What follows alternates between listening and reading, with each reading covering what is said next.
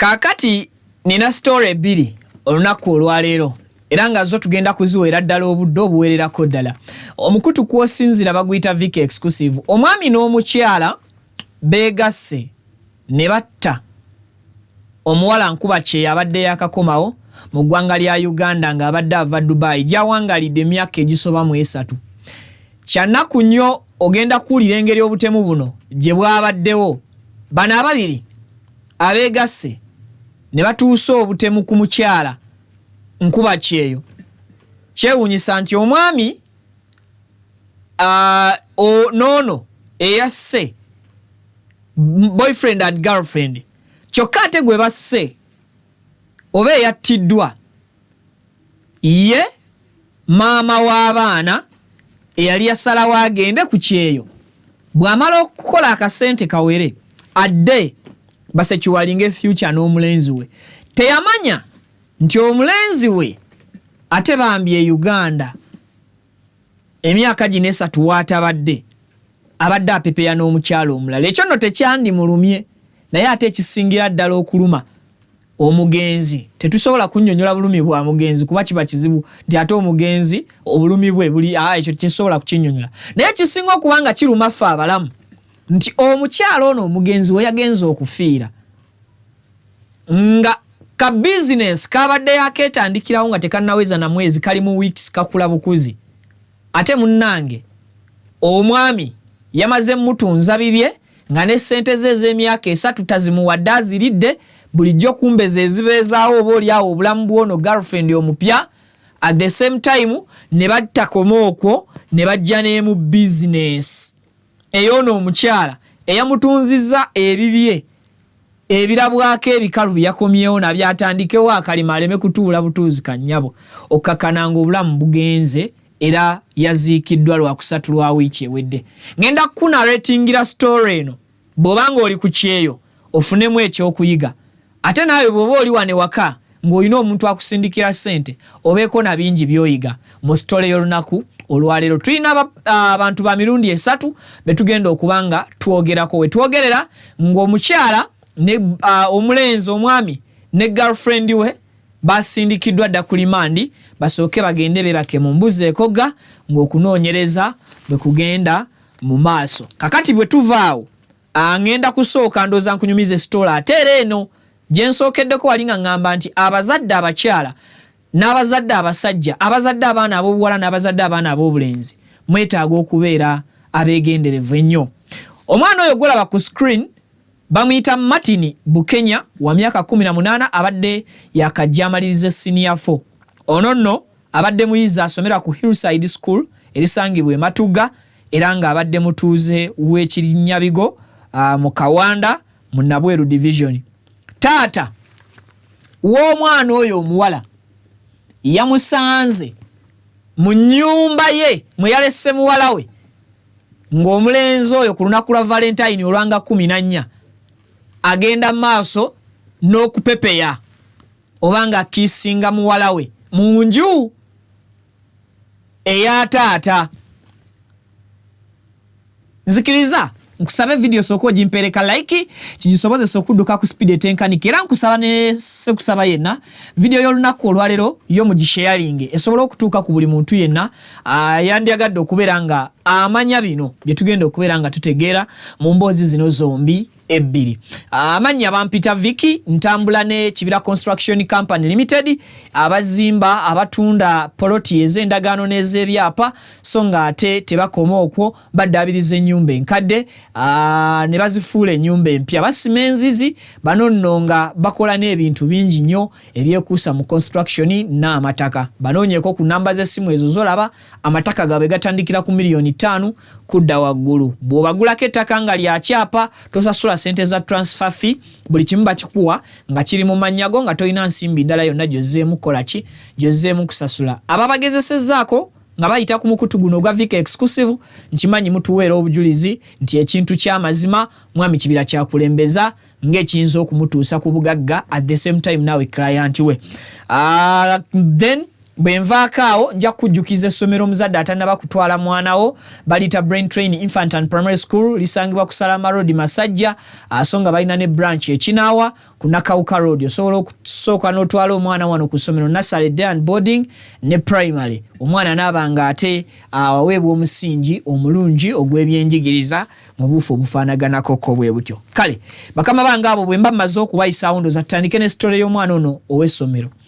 Semaka taata kigambibwa nti yatirimbudde mutabani azini omutabani ng'omwana gwazaala yadde si yamuzaala azini omutabani omulenzi abadde adeetinga oba omulenzi abadde ayagala muwala we wa myaka 14 omulenzi yafudde taata agambibwa okuba nti gwe yasse wa myaka 18 byazze bitya ku lunaku lw'abaagalana olwa Valentine mu bitundu Matugga kiri wano mu Nansana municipality. Kakati omulenzi oyo bamuyita Martin Bukenya alina emyaka 18 abadde muyizi ku ssomero lya Hillside School erisangibwa era mu Matugga era ng'ono omwana abadde mutuuze w'Ekirinnya Bigo eri mu Kawanda division yewa ye Nabweru. Kakati taata yasisinkanye yavaako kewaka n'alekawo ko muwala we n'abaako agende byakwasaganya okukomawo ku lunaku lwa Valentine ewaka n'asanganga muwala we ow'emyaka 14 amannya ge tusirikidde yakyazizza mukwano gwe mulenzi munne bwe basoma ku ssomero amuleeteko ewaka. Engeri kiri nti lwabadde lunaku lw'abaagalana ng'ate bano abaana basigadde bombi eka. Taata alabika teyamanya ku kukyala kwa mulenzi mu maka ate n'omulenzi alabika ewaka yajjawo mu ngeri ya kubaza taata butabeerawo ng'engeri gy'omanya abaana adolescent stage ye basumbuwa. Kakati omwana ndowooza teyamanya taata ssaawa zaakomerawo yogayoga nga batandika ensonga za romance oba nga batandika ensonga z'omuhabbati.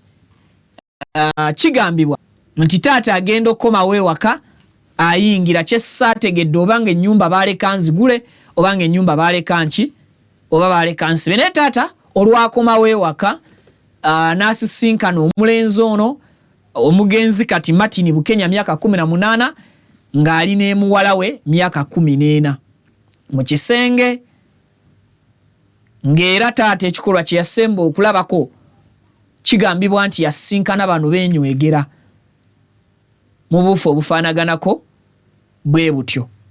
So taata ng'omuzadde kasunguyira kamulinnya ku mutwe n'atandika okukuba ne ssekkuba yenna omuvubuka oyo yamukuba agakonde n'amukubira ddala nno kakasa nti amunozezza era okkakananga omulenzi agudde. Wakati taata ng'obusungu bukyamulimu atumbidde n'ayongera taata n'akubira ddala omulenzi ono omugenzi Martin Bukenya okkakkananga omwana afudde mu nnyumba mu maka ag'omusajja ge yavuddemu ng'alesseemu muwala we n'akomawo n'asanga nga mulimu mwana munne ate nga tebakomye kubeerawo nti mwana munne wabula nga kigambibwa nti bali mu nsonga z'amapenzi oba bikolwa bya mukwano. Taata obusungu ne bumuleetera obutabukontrolinga n'ayagala akitinge. Unfortunately taata mu kwakitinga nga omuzadde ndowooza ne kimusukkako n'ayitawo okkakananga akubye omwana oyo bubi nnyo era omwana n'afiirawo on sport yafiirawo mu bulaga ewataali kusooka kumuddusa mu ddwaliro. Taata bwe yalaba omwana ng'amukubye olwo ng'akomyewo musensezze omwana afudde n'akwata ekkubo n'asooka ggaliraawo muwala we and then n'agenda mu nnyumba munda n'atandika okukwatamu ebyanguwa ebisoboka era bw'atyo n'akwata ne muwala we ono w'emyaka 18 gwakutte n'omulenzi ne basimbula ne bave waka ne baddukawo mpaka ebigere gye bibatundidde. So kigambibwa nti taata ono yamalamu omusubi oluvannyuma lw'okukakasa nti omwana gwasanze ne muwala we amukubye era amusse. Omuwala yali maziga ng'akaaba era okukakana taata ng'omuyiggo gutandika ogugenda maaso ogumunoonya oluvannyuma lw'omwana okuba nti yasangiddwa akoze eki? Yasangiddwa afudde. So police egamba nti ono taata erabikanga emuyina mu kaduukulu kaayo asobole okwongera okubanga aginnyonnyola ebisingawo. Kyakubiri, obusungu buno mu bazadde busobola okutegeerekeka. Sorry, omwana wa senior 6 si wa senior 4. Obusungu buno busobola okutegeerekeka. Lwaki busobola okutegeerekeka? Ng'omuzadde aweerera bw'osinkana omwana nga ali mu kikolwa kino n'olaba ne perspective gy'akikoleddemu ya jjoogo kusomba mulenzi mutuusa waka. Naye ekibuuzo kiri nti ogenda kugoba bavubuka bameka?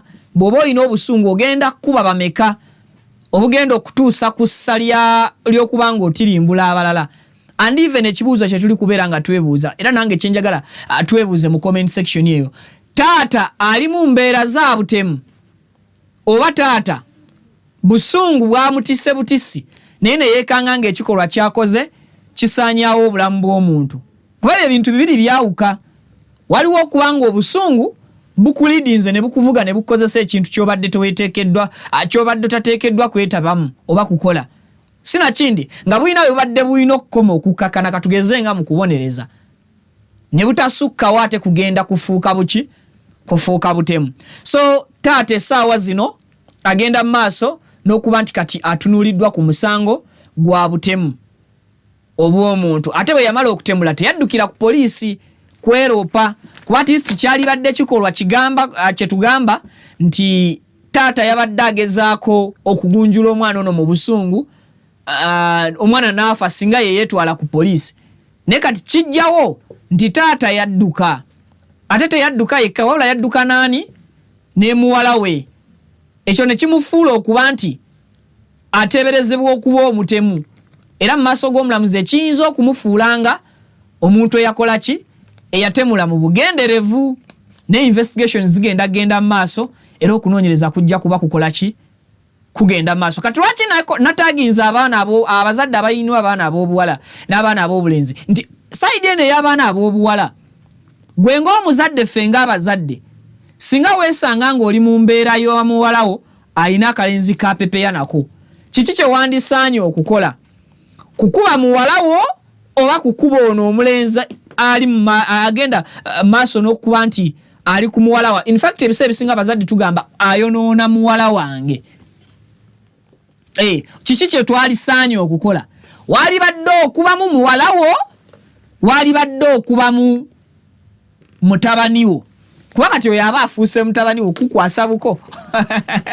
Kale anyway, olwo lwali baana bakyali bato, omu wa myaka 14 omuwala abadde asoma senior 4, omuwala omulenzi wa myaka 18 abadde amaliriza senior ya 6.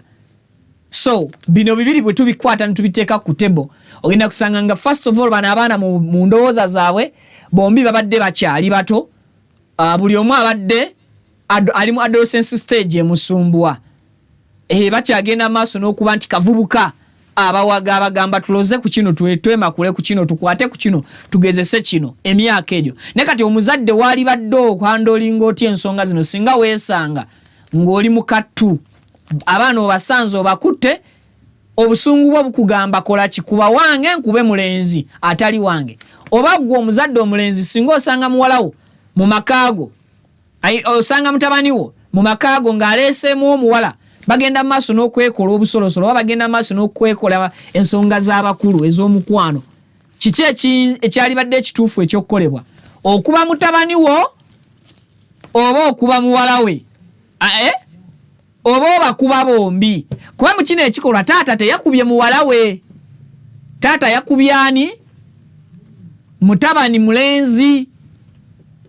Okakananga obulamu bugenze mu ngeri ya kusaanawo butyo. Tusaasira ne sekusaasira yena famire y'omwana oyo omulenzi, famire ya Martin Bukenya, anti kitalo nnyo ekya mwana wammwe eyagenze maaso n'okufiira bambi ate mu nsonga za si kigambo kirungi kukikozesa naddala ku mwana oyo, naye mu Luganda olutuufu tugamba olw'okufiira mu nsonga z'obwenzi bwe tusobola okukitwala, naye ate ku myaka gy'omwana oyo olw'okufiira mu nsobi oba oli awo bambi zaatasoose kwetegekera oba ensobi zaatasobodde kufuna mukisa kukola ki kuzirevisingiramu oba kuzisomeramu kuziyigiramu mu bufu obufaanaganako butyo. Osobola okumbulira kiki abazadde kye twaleetaaza okukola mu comment section yawo, mpe endowoozayo era nja kugiwa ekitiibwa bwe naaba nyenyuse nga nzisaayisaamu amaaso nzisoma. Kakati eyo bwe tuba tuvuddeyo twolekedde ewali sitole y'olunaku. Olunaku olwaleero nfunye amawulire nga gannaku. Omanyiza sitole zonna ezirimu bankuba kyeyo mbeera attached nnyo, simanyi even emotions zange zirinnya.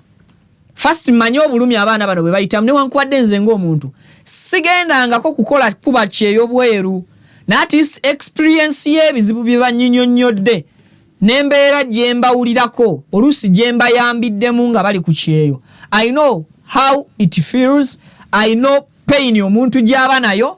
Okera ku makya n'agamba nti ssente ze zibulankanyiziddwa, kyakubiri nti awuddisiddwa, sinakindi aluzinze obulamu.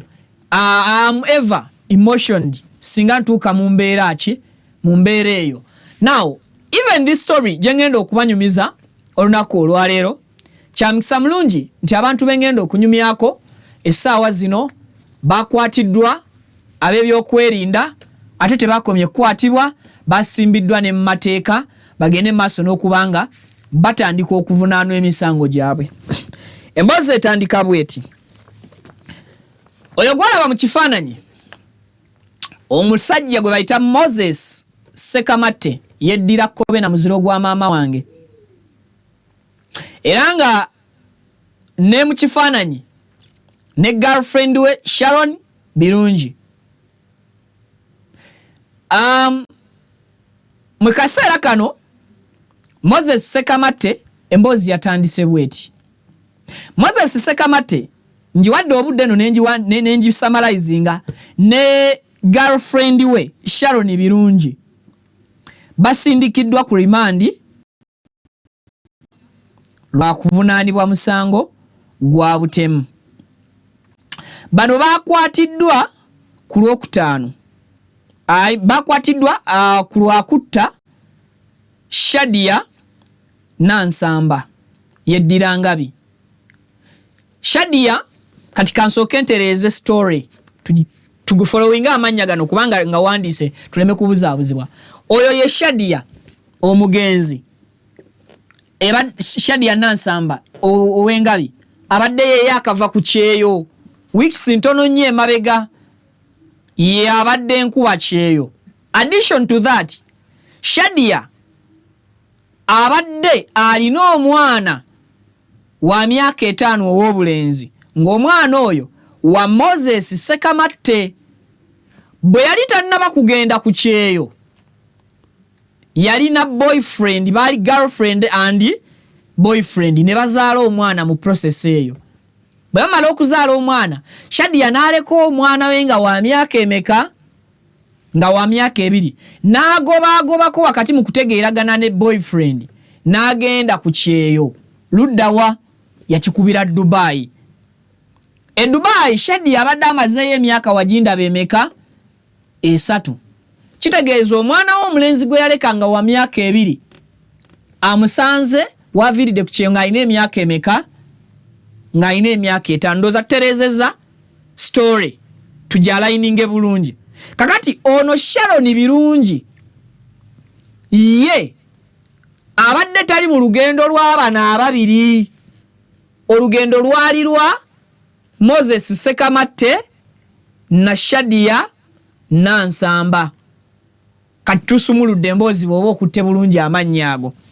Moses Sekamatte wamu ne girlfriend we noli girlfriend we ne tukongerako aka baby mama kuba ye ono omugenzi yazaala omwana kakati ono ye Sharon Birungi abadde akyapepe ya bupepe ya nani na Mulenzi Sekamatte bakwatiddwa lwa musango gwa butemu naye weebuuze bakikoze batya batemuddwa batya omwezi oba omugenzi abadde yakakomawo era nga yakamala emyaka 3 ku kyeyo mu ggwanga e Dubai era nga sente zonna zakola azisindikira bba Moses Sekamatte ez'omusaala gwe zonna nga azimusindikira nga taata waani w'omwana we era bwe bakuba ebirayiro ebyo ebyabwe ng'abantu so se ebya kanisa nti kangende tukole twekulaakulanye tusobole okusindika obulamu bwe nkomawo tufumbiriganwe ebya serious era tubeeko neke tukola nga tulinamu n'akaki n'akasente so ensimbi ezo nga tonnaba kubuuza lwaki yazimusindikira ng'omusajja bwe babadde bakkaanya boyfriend girlfriend amuyinamu n'omwana era taata w'omwana we so nga amusindikira sente ezo zisobole okubanga zigenda maaso n'okusevingibwa bw'anaakomawo bongereyo ebirooto byabwe. Ono mwami Sekamatte Moses yali asigala waka Uganda. Shadia yali asuubira okudda okuva ku kyeyo batandike okwekulaakulanya era n'okukola family ye ne bba boyfriend Moses Sekamatte era nga amanyi nti bakubeera bombi bakulaakulane ne kulwezadde lyabwe bongere nako ku baana bafuuke omukyala n'omwami kuba luli byali bya kiyaye. Kakati bwe yakomawo e Uganda nga avuddeyo e Dubai ebintu ne bitandika okukyuka. Ekyasooka Sekamatte yagaana okutwala mwana muwala omugenzi Shadia ewakaawe.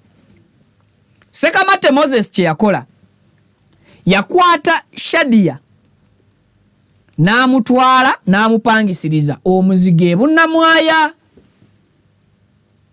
n'agaana okumutwala ewuwe gy'abadde ng'abeera kuba guno omuzigo Sekamatte yagupangisiza specifically Shadia nga yakakomawo.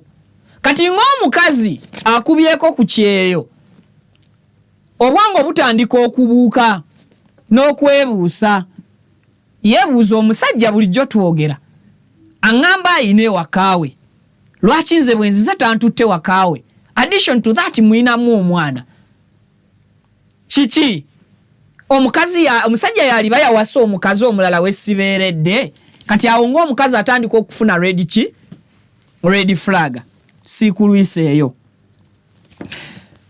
bw'amuteeka mu muzigo e Bunnamwaya omukazi ng'atandika okweraliikirira. Shadia yatandika okweraliikirira n'okusuubiriza bba oba boyfriend we Sekamatte nti alabika alinayo omukyalo omulala abadde amutwaliriza ye watabeeredde ng'ali Dubai ku kyeyo kabe kasinje nga n'omulenzi Sekamatte yali yawasiza ddala nga y'ensonga lwaki addidde bba oba addidde n'amutwala n'amupangisiriza e Bunnamwaya mu muzigo n'atamutuusiza we direct. Kakati story eno weetambulira nga wakayisaawo weeks ntono nnyo Shadia yatandika okubanja Moses Sekamatte sente ze yamuweereza ng'ali wabweru nga lwaki amubanja sente ezo ng'amugamba sente azireete aleme kutuula nnyo waka atandikewo ka business ke baali bakkaanyaako aka business ka saaluuni asobole okujjangamu akasente aleme kulya buli nga takola kubanga ensimbi ze za myaka 3 zonna yali aziweereza mwami Sekamatte tata baby papa kakati sente ezo bwe bazisaba Ssekamatte jukira apangisiriziddwa na muzigo tamutwaliddwa waka olwatandise okweralikirira gamba omusajja ono yaliba yawasa weeks zino zigenderera mu 2-3 kansooke musaba aleete sente zange ziri zenkoleredde ebbanga lyonna si kubanga nazo zigendera mu bino nga twekyange ebbuba ly'abakazi olimanyi kakati red flags ezo ze zamuwaliriza okwanguyayanguyako okusaba omusajja sente azireete naye nga tamugambye nti nzikujjako mu bubi wabula tutandikewo ebimu ku birooto n'ebisuubizo bye beesuubizanga nga boogerezeganya ekirooto kya saaluuni ye kubanga omukyala abadde amanyi bulungi okusiba ki akaviiri oba enviiri kaakati Ssekamatte bwe bamugamba ku kya ssente ekyamazima ssente yali tazirina ez'emyaka emeka ez'emyaka 3 naye nga atya okutegeeza Shadia nti sente sikola ki sizirina oba sente nazikozesa oba zakola ki oba ki nga Ssekamatte atya okutegeeza Shadia sente nti tazirina.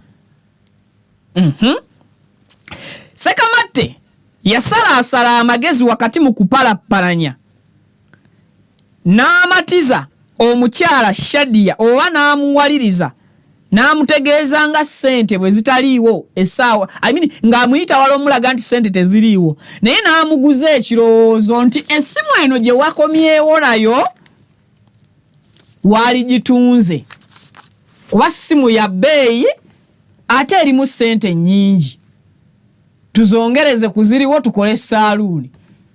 Shadia yali yakomawo n'essimu kika kya iPhone 17 Pro Max era ng'omukazi yadde yali afunyemu okwekengera naye ng'akkiririza mulenzi we n'okupolootebwa kw'ebigambo okwamugamba n'okumusuusuuta bba Shadia ng'akkiriza ne Ssekamatte akkiriziganya ne Ssekamatte nga bakwata essimu ye iPhone 17 Pro Max mu bunnamwayo awo ng'essimu bagitunda.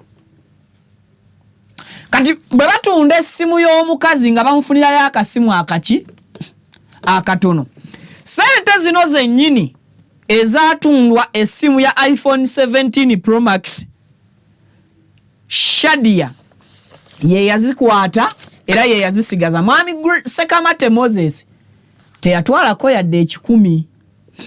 Omwami n'asooka yeebulungululamu omukyala obusente obwo obutono n'abufunako akayumba n'atandikako kasaaluuni akatonotono naye nga mwami Ssekamatte asigala ajja bwe bakola ki bwe beeraba nga abaagalana kakati n'ebya ssente zirindooza nga jjukira yakava ku kyeyo myaka 3 mulenzi wabadde tamuyina n'ennyonta y'omubiri ebawa eri ndooza mu bbanga lino bwe bagira bwe beerabamu bwe beegira bwe beekola kyo kitegeera muli bantu bakulu kakati sente ezo ezaava mu ssimu bwe bazitandisaawo saaluuni oba omukazi ono bwe yazitandisaawo saaluuni nga waakayitawo weeks ntono nnyo olwo omwami ku saaluuni Ssekamatte ategeddeyo oba tumunfuna n'abanyumiza bulungi. Omwami bwe yategeera ku saaluuni y'omukyala we yali atandise teyamukwekawo n'ekisumuluzo yakimuwa ekyawa eky'oku saaluuni. Abakazi nno nammwe bwe mulaba red flags mulwawo okukola ki okubuuka. Kakati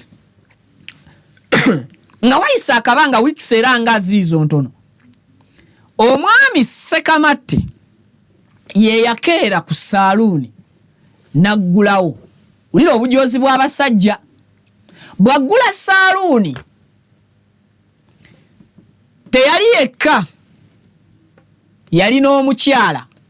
Omukyala gwe yali naye girlfriend gwabadde abeera naye Uganda nga ono baby mama taliiwo ali Dubai omukyala Sharon Birungi oba tumufuna. Kati Ssekamatte yajja ku saaluuni y'omukazi Sharon ya Shadia najja ne girlfriend we Sharon Birungi gwabadde apepeyanga naye Uganda nga Sharon gundi Shadia ali kucheyo bwe yajja yatuukira ku saloon ndoozo ba kumweragirako n'ebirala ebifanaganako bwe bita abasajja mubimanyi yaggula saloon ya mukazi ne batuula kakati wulira obujozi omukyala kwolo yajja leeti ku mulimo ngera obadde omanyi omuntu mukowukowu ka saloon ke yakakagula oluusi tekanaba na kupiikinga ng'oluusi obibalabalamu okere tolina nnyo kikukeeza kati kwolo omukyala ono Shadia yajja leeti ku saloon okuva ewakaawe yatuukira ku saloon ekyamumala enviiri ku mutwe kulabanga ku saloon waggule naye ate naddamu n'aguma n'amanya nti ekisumuluzo kya saloon yakiwaakaani yakiwaako omulenzi we Sekamatte taata w'omwana naye bw'ayongera okutuuka ku saloon okubeera close ku mulyango n'alengera munda mu saloon nga mulimu bbaawe atudde ku katebe mwami Sekamatte Moses ng'aleze ku kisambi kuba ku bisambi omuwala ye gw'ataasooka kutegeererawo oluvannyuma omuwala eyategeerekese nga Sharon birungi. Sharon bw'abatunuulira olw'obusungu kati wana omukazi seetaaga kunyumiza kiki kiddirira lwali lutalo lwa kuwaanyisa bigambo era Sekamatte nga waali munda mu saloon ne Shadia naye n'ayingira munda mu saloon nga n'omukyala gwabadde tamanyi Shadia Sharon birungi nga naye mu saloon akola ki mwali ne batandika okwetwala tuteni ebivumo ebigambo nga bw'omanyi obusungu bw'abakazi ndowooza omulenzi Sekamatte yali teyabuulira girlfriend Sharon nti alina omukyala alina n'omwana Shadia yakomyewo era alina nnyini business maybe nga bali ababiri girlfriend Sharon yali akimanyiiko nti waliyo mujjawe era maama w'omwana w'omusajja Shadia yoga ng'olutalo lukwajja mbunambira olutalo bwe lwasituka olw'ebigambo lwalinnya enkandaggo okukakkana nga lutandise okugenda mu bikonde physical argument bwe batandika okulwanagana beesikaasika balwana bava mu saloon bagwiridde ebintu omukyala n'omukyala olwo omusajja abalwanya tekitegeerekeka oba asigadde mu saloon oba afulumye bimususseeko otuuka n'ogwamu shoko lwa poor planning mbwongo bwe batandika okulwanagana okukakkana Shadia n'ebirungi nga bakubagana kwata kyani kya Shadia ayo enduulu abantu batandika okukola ki okuŋŋaana ku makya 5-6 awe saawa enduulu evuga nze mpagira gundi gwe gundi mukazi gweta munno bonna bapya ku mizigo tewali yabategedde ono yaani oli yaani okukakkananga olutalo bwe runyiinyiitira ennyo mu kanyoolagano Sharon birungi eyali girlfriend oba abadde girlfriend wa Sekamatte Moses ng'omukyala tannaba kukomawo kuva Dubai Sharon yalonda kapeva oba bupeva mu bumanyi buno obwa concrete abasinga mu bumanyi kapeva ako n'akakwata nga kakalu bulungi ka cement yakalonda awo ebweru we bali bevulungulira olwo lutalo lumaze okuva eri munda bazze beekuba bagwiragwira ebintu balwana okukakana nga bali bweru ebweru gye baagwa ekikulu abakazi basinga kulwana nnyo nga balwanyisa mitwe nviiri beekuba kwesika mabeere oba lwaki baagala nnyo ebitundu ebyo ebiyiikayiika bye bitundu bye batera okukola ki okulwanaganiramu n'okwesikaasika kakati Sharon birungi ng'akwata kapeva akakalu obulungi akakole mu concrete mu cement era nga n'ababbi b'omu Kampala ke bakozesa ba masandugu ng'akwata kapeeva ako ng'akakuba Shadia ku mutwe. Shadia mu bunnambiro n'agwa n'azirikirawo. Nkiddemu. Sharon Birungi yakuba Shadia kapeeva ku mutwe. Shadia n'agwa wansi era bw'atyo n'azirika. Wakati mu kuswala okumanya n'omulenzi yaliwo. Ono Sharon Birungi ne boyfriend we Sekamate Moses balaba Shadia agudde ne bakwatamu ebyanguwa ne badduka baviire crime scene. They didn't know nti oba omuntu gwe bakubye afudde oba takoze eki oba atafudde, badduka kiwalazima kuva ku crime scene oba scene of crime. Kakati Sekamate ne Sharon bwe bayiwako kakokola tondeka nyuma ebyaddirira byabagwa nkoto. Oluvannyuma kyategeerekeka nti Shadia peve yamukubwa ku mutwe yali temulekedde bulamu. Mukazi wattunga yakakomawo okuva ku kyeyo tannaweza na mwezi gumu kitundu mu Uganda. Shadia naafa.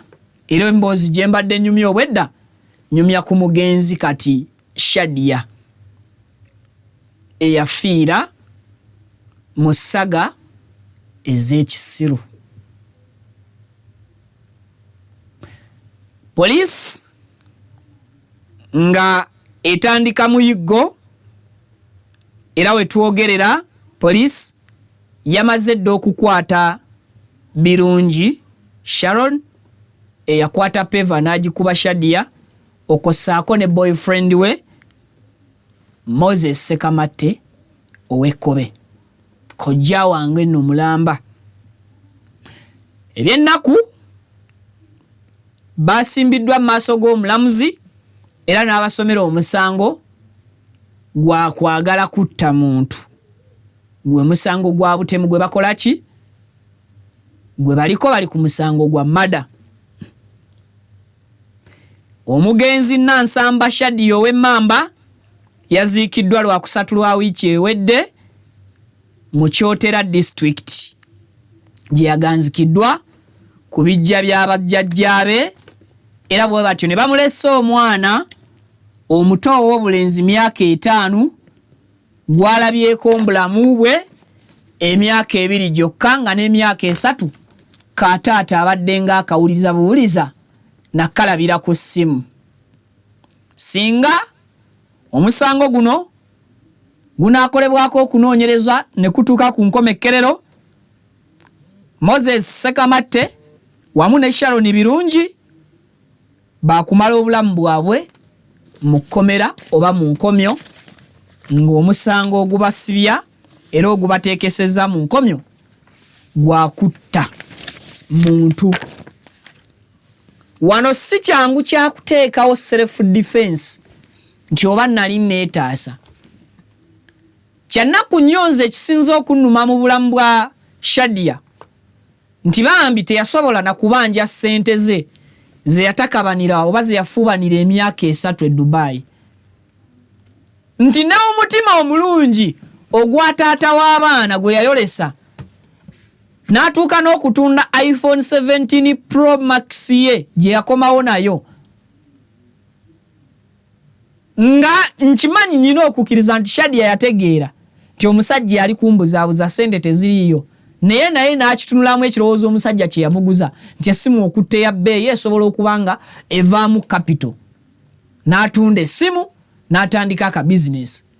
Ejjoogo ly'abasajja, I repeat it, ejjoogo ly'abasajja n'addira omukyala girlfriend n'amusiga mu business ey'omukyala gwe yali amaanyiza ssente ze ez'entuuyo ze emyaka 3 gyakubidde ekyeyo.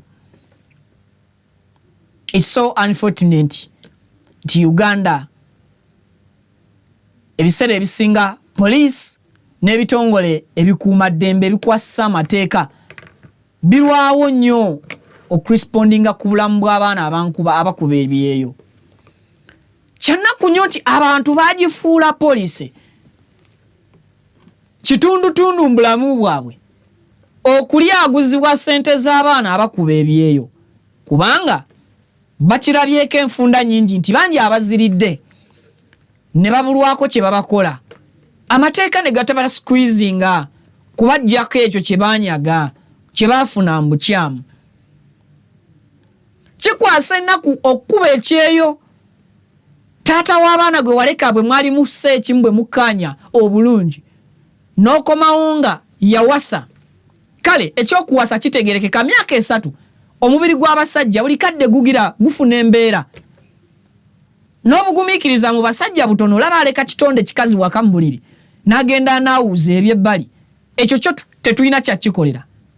Tuyinza okunenya omusajja okuleeta omukazi mu bizinesi y'omukazi gye yakeeyizaawo, oluvannyuma nga n'obusente bwe bwonna bwe yakusindikira wabuwuddiisa, wabusindika eno n'eri. Kikwasa ennaku, kiyungula eziga okulaba nga ssente zino zitwaliddemu obulamu bw'omuntu. Laavu yammwe ey'ekisiru eddidde obulamu bwa maama w'omwana abadde omukozi eyafuluma n'akolerera naawe kitaawe by'otaasobola kukolerera mukazi.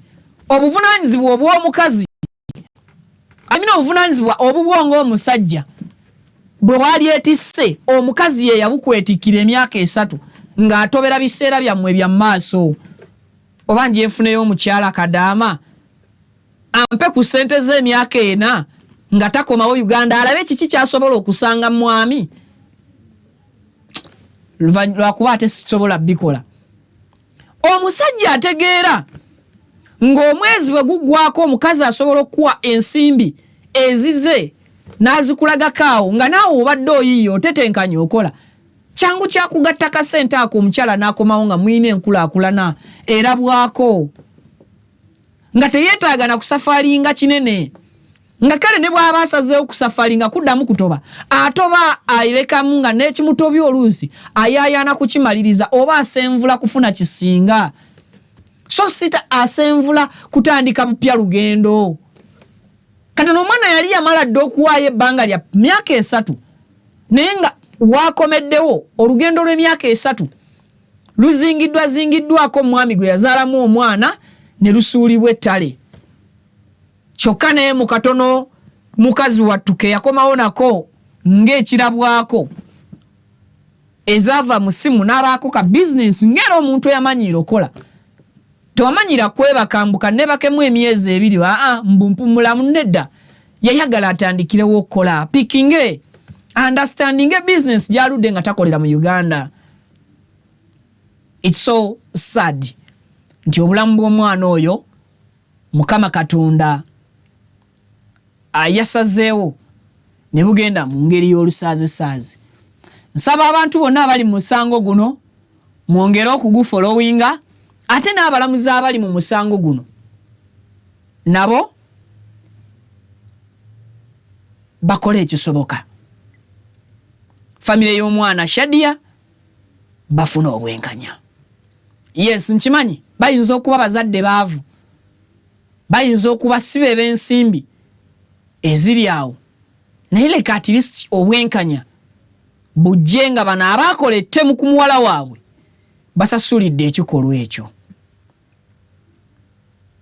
Why? Omusajja alina omusango era avunaanyizibwa ku kufa kwa Shadia emirundi gyonna. Regardless, girlfriend yes genda kumunenya ayinza okuba teyamanya, koza abasajja tukweka bingi. Girlfriend ayinza okuba teyamanya nti boyfriend we ayinayo omukyalo omulala, sina kindi nga tamanyi na kumanya nti omwami ayinayo n'omwana.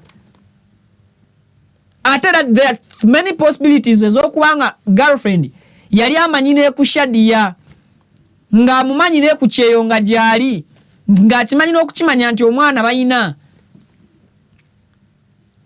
Kyanaku nti osobola okuba nga omanyi obunafu bwa bbaawo n'akwanjulira ssente ezisukka ku zaatakolangako n'otafaayo kubuuza ssente wa gye zivudde. Kakati waaki ndeese example bwetyo nti omusajja alabika yagenda n'ayanjula kati saaluuni yagiggulawo ng'ani ng'alina omukazi ono nga gudde saaluuni ya mukwano gwange nga gudde biri confusing bitabula. I don't know lwaki mbeera too much emotional buli we ntuuka ku nsonga z'abankuba kyeyo. I feel that pain. I know olaba mpulira bulumi bwa ssente zaabwe ze bakola ne zifa zityo. Kati imagine ng'obulamu nga bugenze bufiiridde mu bino. Talabye na kusanyu lya katabani ke myaka 2 yali yakakajja ku mabeere n'agenda alinnye ennyonyi akwayiyo obulamu abukyuse nga n'embwa y'omusajja agenze kugikyusizaamu obulamu. Imagine mukazi akomyewo wamugattako tokomye okwo lya bumpwanki bwekyo ky'abasajja kya bulijjo naye ate tojooga ensanafu bwe bazijooga ennyo tebatuulamu ntuule ziyinza okkuluma ebireebeeta. Kakati ono zimulumya ebireebeeta ate zitwaliddemu n'essanyu lye lyabadde alabanga erimuwa essanyu mu kaseera ono watabeereddeewo mulaga ssanyu.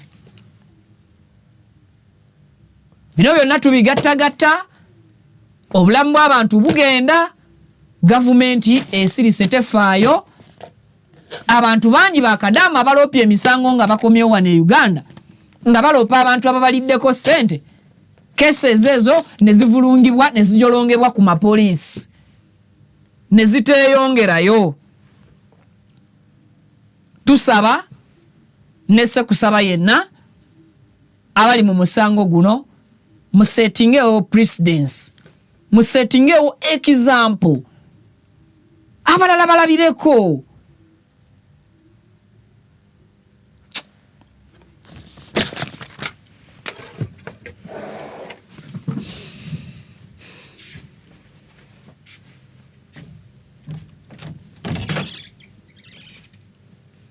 Mwera ngeze Kibira Hassan okuva mu Kibira Construction Company Limited.